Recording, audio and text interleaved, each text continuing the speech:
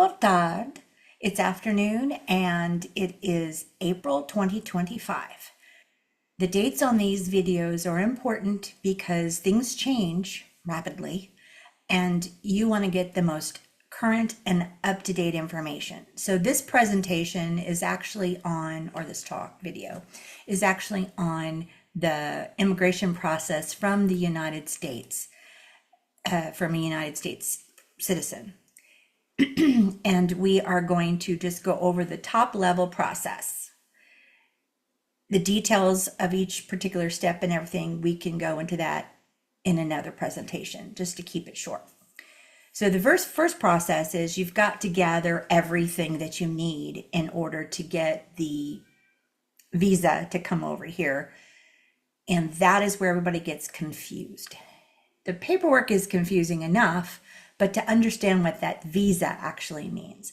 A visa is actually a governmental status. It comes sometimes it comes with a document or a stamp in your passport, but sometimes it doesn't, like the 90-day visitor visa that you get just by going into the EU for vacation or something. But you get 90 days as visitors. Well, the immigration process into Portugal takes more than 90 days. So you're going to have to stay there for more than 90 days. Sometimes it takes quite a bit of time, but they give you a visa, which is a temporary stay that allows you to stay there until you get your residency appointment. And your residency appointment, as of this month, April 2025, is actually called your IMA appointment, AIMA, IMA appointment.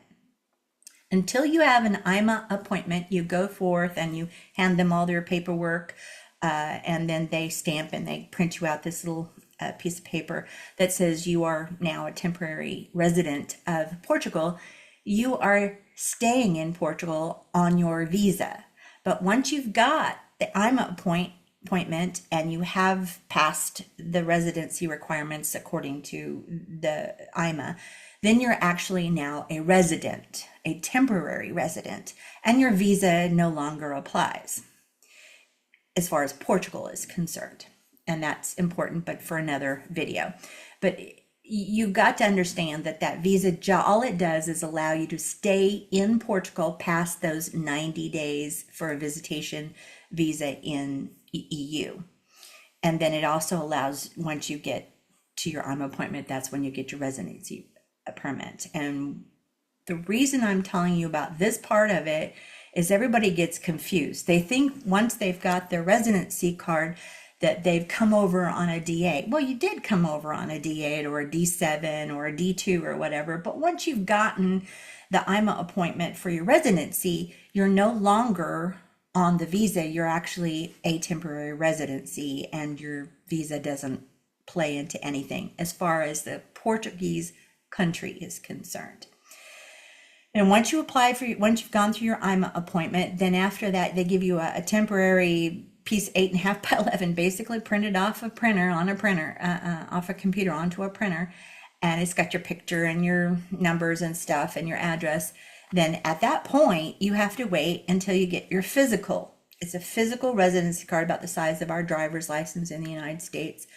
And it comes in the mail, which is here is called CTT. I don't know what it stands for. If anybody does, let me know. But CTT, it's their mail service. And it comes there. And then once you've got that, then you don't need that 8.5 by 11 piece of paper. You can file it away for just in case you lose your residency card or something. But that residency card is what you use to stay for the rest of your temporary residency. The first one is 2 year. First temporary residency lasts for 2 years. Now there's some confusion as to how long that is or when that temporary residency starts. It's officially last time we saw, but this changes now. Everything changes, and if you get frustrated about the changes and the differences, you're gonna refer to another video that I will thumbnail in here as soon as I make it.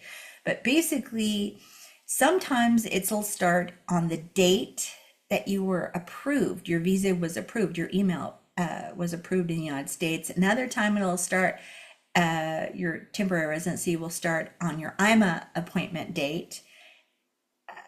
So it's kind of ambiguous, I can't even say ambiguous as to what it is. I think the law, but I'm not 100% positive, is it's supposed to start on your visa approval date, but I don't know. But anyway, let's go through the process. So the very first part of the process is gathering all the paperwork necessary for you to apply for your visa, not your residency, but your visa. And from the United States, you must apply for your visa within the United States. Yes, there's a piece of paper or something floating around that you can come to Portugal and apply for your visa. No, you can't. Yeah, there's a piece of paper that says that. Just throw that out the window. It has no relevance. No one can do that. That is a U.S. citizen. It isn't going to happen. So you're going to have to go back to the United States or start the process in the United States, unless of course you've been. There is a caveat to that. If you aren't living in the United States, let's say you're living in another country for a period of time, this process is different. And I don't know what that is, but it isn't. It isn't. If you're on the Schengen, and I can never say that word, the Schengen shuffle process, you can't use that. You have to go back to the United States and apply there. So there are some entities that you need to understand. There is the VFS, V as in Victor, F as in Frank, S as in Sam. Boy, that's a really one. VFS Global, which is the name of the organization. That's a good word. Organization where you go and apply for your visa, and each state has a different one. So you have to go onto a website, which I can post below, and find out where your VFS Global office is. I was in Arkansas, so mine was in Washington, D.C., but they've opened some since I applied in 2023. I think there's one in Texas now, and one in New York, maybe. There might have been open at the same time in 2023, but I'm not 100% positive. So you got to go check to see what state you are. I know that Phoenix, Arizona has to apply, and San Francisco, Arkansas is Washington, D.C. There is one place in New Jersey, I'm not sure which one, and New York and Boston. There's also one in Boston. So basically go and check which VFS office you have to apply to. And that's important because every VFS office is not equal, meaning if you go to the Washington, D.C. VFS office, you got to make sure you have this kind of paper, this kind, all these pieces of paperwork and times and requirements. If you go to San Francisco, you have another set of different ones. They're not the same. They're generally the same, but they're not the same. So don't assume that just because you have all the paperwork listed for the Washington, D.C. VFS and you're going to the San Francisco VFS, that you're going to get past your VFS appointment. It's not necessarily going to work. So the first thing you have to do is you have to go apply or find your application date. You're going to have to go on the VFS Global website and make an appointment for your VFS appointment visit. Now, the paperwork gathering process takes anywhere from, or the whole process takes anywhere from like 3 to 6 months, depending on all the things that you have to do to gather all the paperwork that they require for you. So keep that in mind when you make your appointment. Also, appointments are kind of rare, so you may go on there and you can't find any. You're going to have to keep trying. You just keep trying. And that's why I always say, please join the Facebook group, American and Friends PT. And I'll put the name in it in the comments below. But that is really important because they have the most up-to-date information you can possibly get your hands on this entire immigration process. And a lot of people will say, hey, I got on the VFS Global San Francisco website and there's some open appointments. And that's why you want to get on there and you want to turn on notifications too, so that you can actually find out that that's when that those appointments are available. So once you've got all your paperwork, you've decided which VFS global office you're required to go to, and you've got yourself an appointment, then you trudge on your way on to get your appointment. And then you go to your appointment physically with all your paperwork. Each office has different requirements on how you can gather your, present your paperwork. Like in San Francisco, I believe you can't take anything. You can't take a purse, a phone, I think. I'm not sure about the phone, but let me know. And a backpack or anything like that. You can't take nothing. They won't let you take in a folder with all your paperwork either. But I have heard people take clear folders in. If it's clear, I think you can do that. I'm not 100% positive. The one in Washington, D.C. is where I went, and I wasn't supposed to have a purse or whatever, but they didn't take it away or anything. I just went in. They kind of screened me for weapons or whatever, and then let me in. So there is that. And then you get through the appointment. You hand them all the paperwork. They okay it or whatever, and take your pictures, bio stuff if you haven't brought a picture. And then they package it all up. They put a label on it, and off it goes to the Portuguese embassy. And the Portuguese embassy will deal with it whichever Portuguese embassy your VFS global appointment was at. It'll get taken care of. And sooner or later, the Portuguese embassy will send you an email. And that email will say one of two things. One, it'll say, you're approved, and send in your passports, and we will affix the visa stamp to your passport, and we will mail it back to you. Or it'll say, you've been rejected because of blah, blah, blah, and you have 10 working days to respond or fix the situation.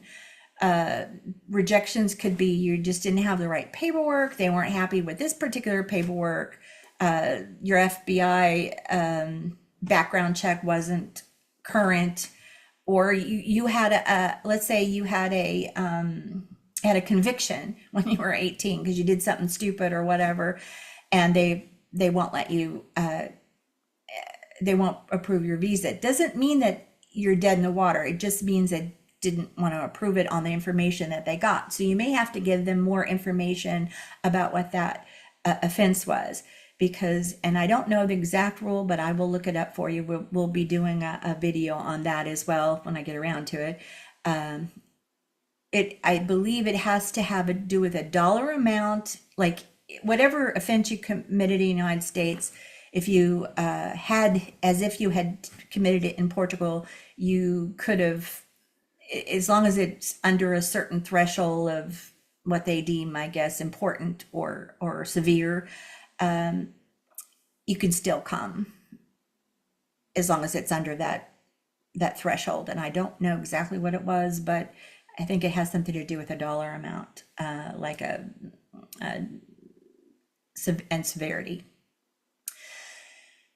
Anyway, also on a contract, if you're on a D8 and your employment contract dates are weird or wonky, they might screw that up, and you just have to fix it. You just go out and you fix it, or you explain it more, or you provide more paperwork, or whatever it is that you need to respond to that rejection. Send it back in within the 10 working days, and then you wait and see what they say. And usually they'll come back with an approval, unless of course you don't send them the information that they need. So anyway, you get through that, and then you go home and you wait and you wait and you wait. It's the worst part of the whole process, I think, is waiting for that approval email. But once you've got the approval email, you package up your passport or passports, and you ship them off to the Portuguese embassy, and the Portuguese embassy will affix the stamp, and they'll ship it back to wherever you are. And then at that point, you get to come to Portugal, fly to Portugal. Now you can, you have 90 days from the time that they approve the visa. I think it's from the visa. It might be from your appointment, but I'm pretty sure it's the visa, and we can check that out. You go to Portugal, and you get there, and then you want to make sure that your passport, when you come in to Portugal, make sure that your passport gets stamped in Portugal. Because some people will fly into the EU in another country and then come to Portugal. And so your passport gets stamped in like Amsterdam or something, but you want to make sure that the stamp is in Portugal. Or you want to make sure you keep your airplane stubs, your boarding passes, because that entry point is real important. Entry point date is very important, and we can talk about that in another video. But you want to make sure you can show that you got into Portugal before those 90 days is up. Then when you're in there, then you wait until your IMA appointment. Now, whether or not you have an IMA appointment is dependent on whether or not they were able to get you one when they approved your visa. They will also go onto those IMA websites to look and see if there's an appointment available. If there is one, they will grab it and they will affix a URL. It's teeny tiny, it doesn't look like your URL, and it is really difficult to use, and there's what methods to figure that out, and we'll go over those too. But that little teeny tiny URL will get you into their system, the IMA system, and it will tell you when and where your IMA appointment is. You do not get to choose when and where. It is wherever they found you an appointment. And if you've got one, keep it. Do not change it. Make sure you get there. Make sure you go, because these are rare and they're very hard to get. So if you've got one, you're one of the fortunate ones. You want to make sure you go, and you want to make sure you don't complain. You just go. And then when you show up at the IMA appointment, they get all their paperwork again. There's more information about that we could go over. They do all your biometrics and stuff, and then they give you that 8.5 piece of paper, and then you go home, and then you wait again for up to 90 days. Some people have waited 6 months. Some people get them in 2 weeks for your physical residency card, which again, as I said earlier, lasts for 2 years. And then after 2 years, then you have to go through the process again. And then it's 3 years. And then at the end of 3 years, you go through the process of either of a permanent residency and or citizenship, whichever one you want to go for. Now that is if that URL is actually affixed to your visa stamp. If you don't have one, go anyway. Just go ahead and get out there and go. My dog just trotted down the hall. You want to, it's up to you then to schedule your own IMA appointment, and that is really hard. So you're going to have to pick up the phone and call, and it's really hard. And I don't have any words of wisdom for you, but you can hire people to help you with this. I think, and I'm not 100% sure about that, but I think Relocate to Portugal, and they're really busy, so, and backed up. I think they may have a service where you could get on a list or a waiting list or whatever, and they can let you know when the appointments open up, but I'm not 100% positive. I do know they do that for address changes. I just don't know if they do it for the initial IMA appointment, but you can always contact them to find out. And there might be other organizations that'll do this, but basically you're going to make thousands of phone calls and not going to get to anybody. You're going to get on hold. You're going to get busy. And all this is just training you to be patient for the Portuguese bureaucracy process. It is not quick. It is not applied evenly across all. You just have to have a good attitude and just deal and have patience, because that's what it is. And they're overworked, and they have too many people wanting to come to Portugal, which is good and bad, depending. So that's the whole process. And we will talk about each of these individual processes in later presentations. But for now, we're going to call it a day, and I'm going to say boa tarde. I'm not very good at Portuguese yet, as you can tell. And I'm wishing you a great day.